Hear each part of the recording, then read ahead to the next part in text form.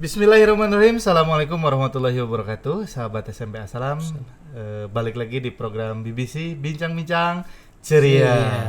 Hari ini saya bersama Pak Iwan. Assalamualaikum Pak Iwan. Waalaikumsalam warahmatullahi wabarakatuh. Gimana, sehat?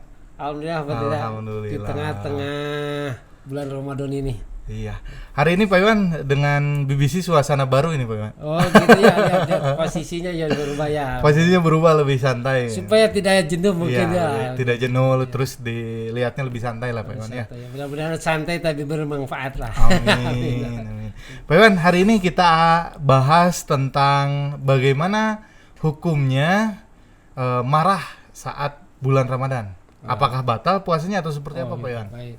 Pertanyaan itu langsung jawab habis sebenarnya materi ya, tapi kita sedikit Pak tidak sedikit membaca sholawat, mudah-mudahan mengawali dengan tema ini, dan kebetulan saya terakhir mungkin pengisinya Pak tidak ya. A'udzubillahi minasyaitonirrajim. Bismillahirrahmanirrahim. Alhamdulillahirabbil alamin. Wassalatu wassalamu ala asyrofil anbiya'i wal mursalin wa ala alihi wa washabihi ajmain. Allahumma sholli ala sayyidina Muhammad wa ala sayyidina Muhammad. Materi ini Pak Tirta setiap hari mungkin kita melakukan. Iya, ya. Benar Pak Iwan. Tetapi hubungan dengan puasa ini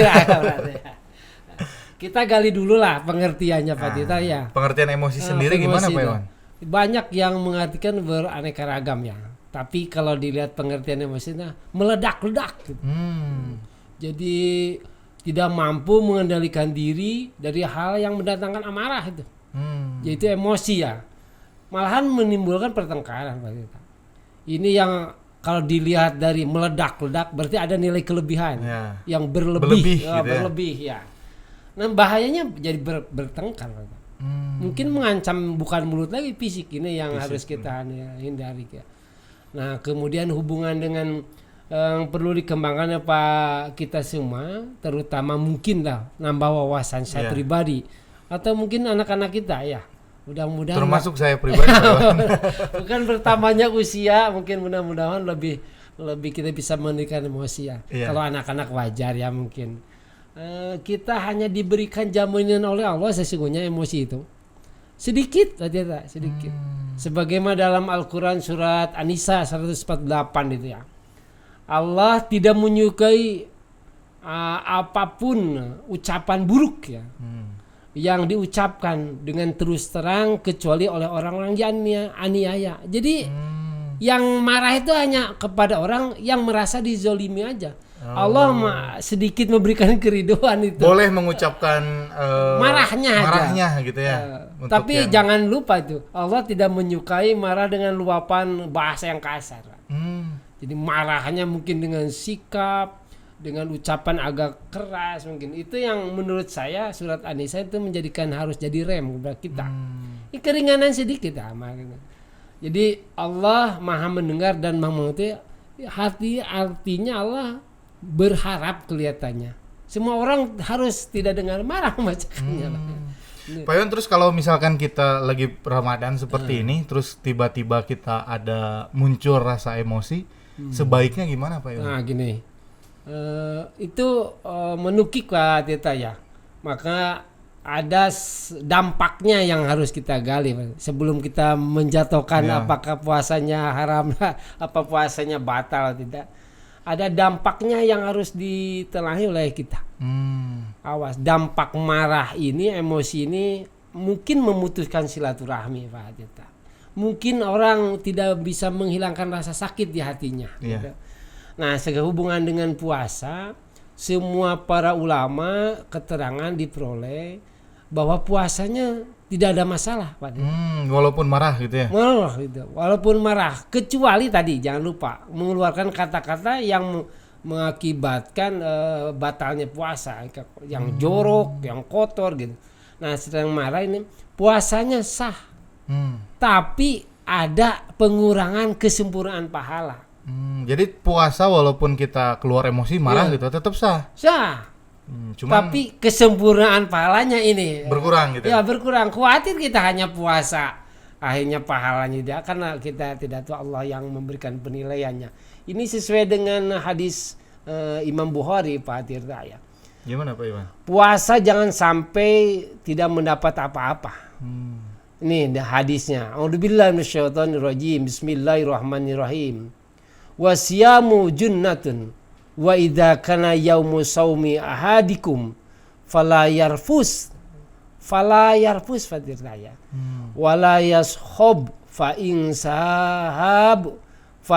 sahabuhu ahadun au qatalahu falyakul innim ra'um shaimun.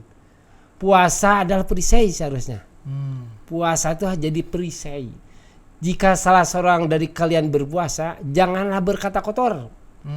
Dan jangan pula bertindak bodoh. Nah, ini pertanyaan. Jadi tidak membodohi, saya kira di situ tidak ada manfaatnya. Ya. Jika ia dicela oleh seseorang atau diajak berkelahi, ini suruh berkelahi maksudnya. Ajak duel gitu. Duel. Maka adalah ia mengatakan, aku sedang berpuasa. Itu seharusnya keluar dari orang yang berpuasa. Hal ini kenapa aku menerangkan sedang puasa? Mudah-mudahan mereka yang ngajak tadi atau yang memancing kita diingatkan bahwa situasi saat ini adalah sedang berpuasa. Jadi jangan sampai sia-sia, itu yang khawatirkan. Ya, Pak Tirta, mudah-mudahan anak-anak kita tidak terpancing emosi, apalagi berkelahi. Saya khawatir lihat di televisi itu. Iya. Ngabuburit malah jadi mancing masalah.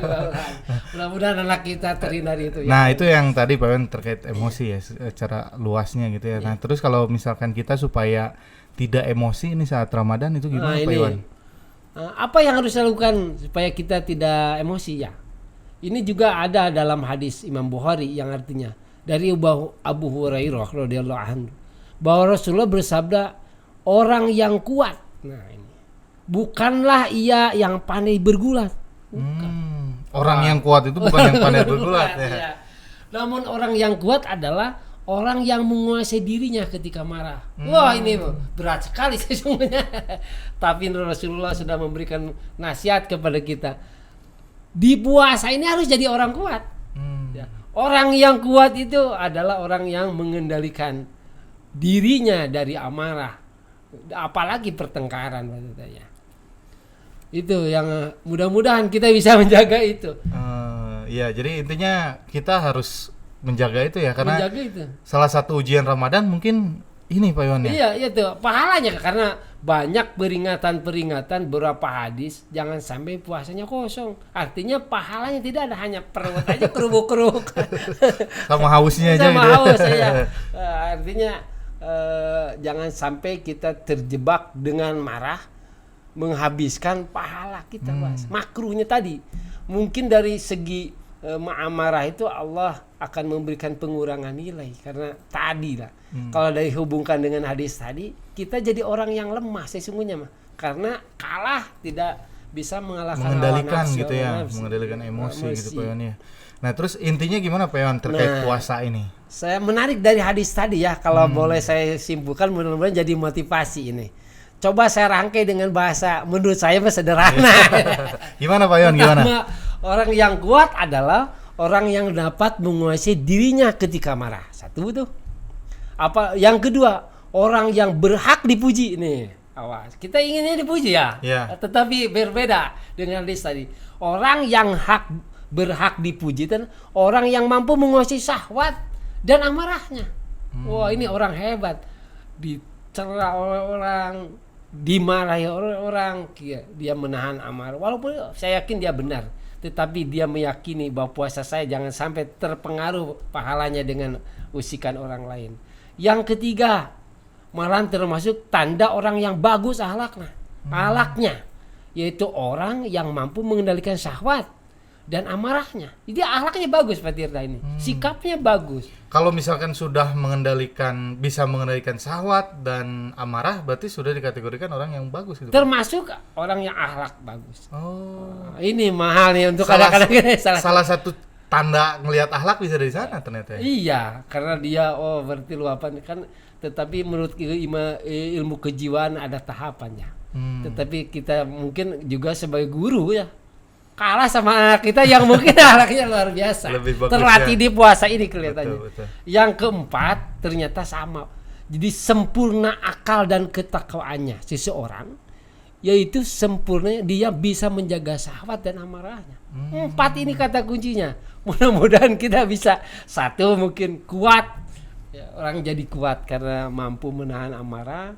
Yang kedua jangan pernah ingin dipuji selama kita tidak mampu menjaga syahwat dan amarah. Betul. Nah, yang paling mahal itu 4 di seseorang dikatakan sempurna iman dan takwanya, karena dia mampu menjaga syahwat dan amarahnya. Saya kira itu Pak Tito intisari. Mudah-mudahan ini kita sendiri yang diskusi ini mudah-mudahan bisa menahan emosi Pak Iwan. Allah mudah-mudahan melindungi kita Pak Tito. Iya, baik Pak Iwan, mungkin hari ini cukup dulu Pak Iwan. Nanti kita sambung lagi dengan materi yang lain. Besok insya Allah ada materi yang lain juga. Untuk hari ini tutup dengan wallahul muwaffiq ila aqwamit thoriq. Assalamualaikum warahmatullahi wabarakatuh.